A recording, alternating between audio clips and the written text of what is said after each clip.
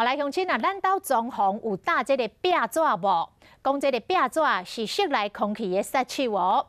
环保署研究发现，这个壁纸塑化剂的浓度比其他 PVC 建材的浓度较悬。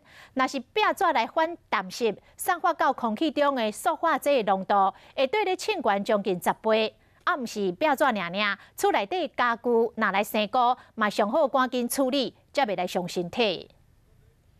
壁纸破去湿淡，你是毋是以为无影响咧？环保署委托学术机构针对市面上建材做研究，发现壁纸的塑化剂 DHP 的浓度比其他 PVC 建材浓度较悬。壁纸若湿淡去，散发到空气中的塑化剂浓度嘛会升悬。同时有感染真菌和潮湿的话，它的易散更是比那个潮湿或不潮湿都还要高。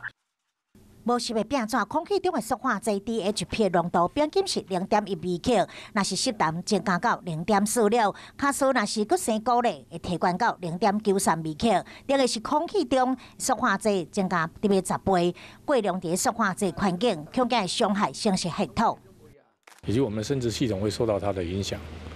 那另外也具有肝脏的毒性。